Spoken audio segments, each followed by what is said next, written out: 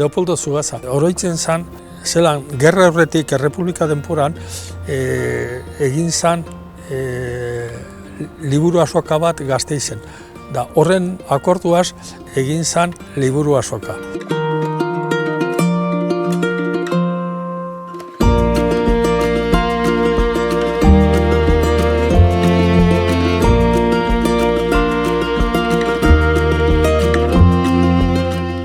Gerediagatik eskatu ebien laguntzaile beharko zuela egun horretan nahiko lio egongo zala eta ni beste hainbat gazte moduen nire buru eskaini neban laguntzarako.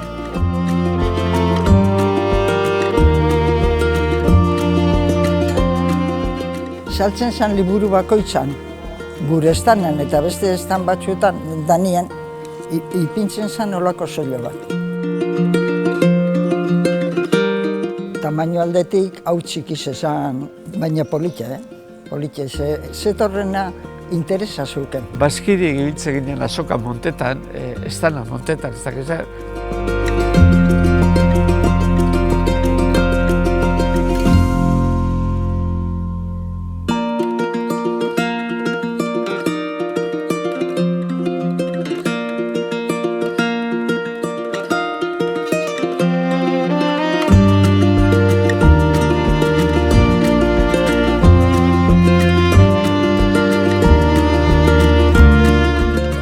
Andarmaiko lezbia txiki gelditzen da, baina hau txiki gelditzen da, bai, eta orduan hasi ginen aukerak begiratzen, beste leku baten egin azokie. Instituzioetatik laguntzak jasotzeko, bai Gasteizera ero, bai Bilbora ero jote gaintzezan, eta gu apestau batzu ginen momentuaretan. Azoki beti auki dauz kritikak, dinot. Eta beti goten zan, urtero goten zan, motiboren bat erpine matatarateko azokieri. Jente asko dauela, jente asko dau. Jente gitxi dau, jente gitxi dau. Karpi montetan da, karpi montetan dalako. Ez bada montetan, ez dalako montetan. Inguso proposamen eukin genio 80 batien, Durangon azoka ez dagoela, infrastrukturik ez dagoela zerik, eta Bilboko erakusta azokara erueteko proposamen eukin genioen.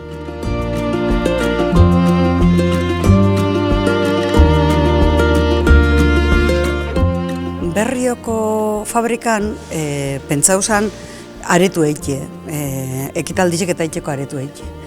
Eta orduen junto ginen Berrio nusabakin 3 aizta zien.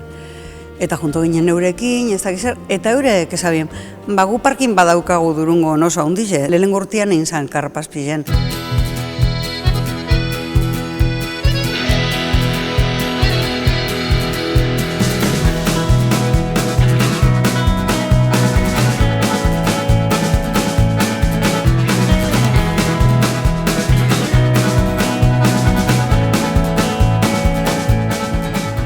Eta ja hor sortu zen landako naukerie zozerretxeko eta hango hori egiten zan bitartien bertan montetako azoki.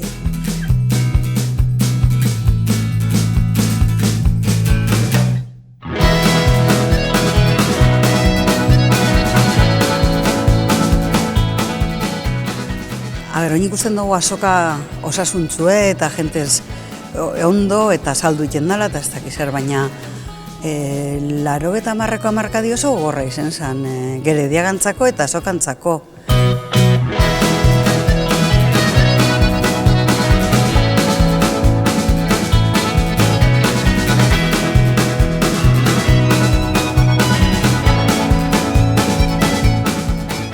Gerediaga eta Berbarokoen batu ginen, eta ideia ona iruditu jakon uztartzea aur literatura aretue azokan.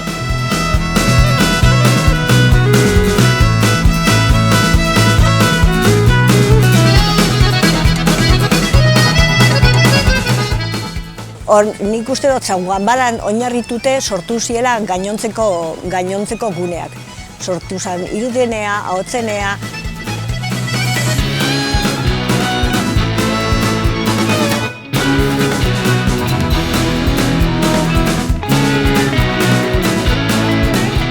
Durangoko azokak baditu bi ezaugarri itxura batean kontrajarriak direnak, eta bata da aspalditik dagoela hor, eta bestea da aldiro berritzen dela.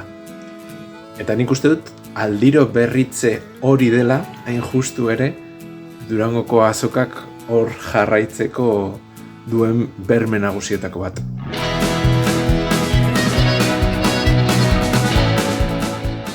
Kaixo, Iratxe Agilera naiz eta 2019an Durangoko azokako sormen beka lortu nuen eta kai bihurtu nintzen. Egia zen kriston bultza izan zen, ze ari esker grabatu nuen nire lehenengo albuma, nire lehenengo bideoklipak, lortu nuen nire lehenengo kontzertuak egitea, kriston ikusgarritasuna, uste dut azten ari den artista batentzat oso garrantzitsua dela hau, eta horregatik beti egongo naiz super eskertuta.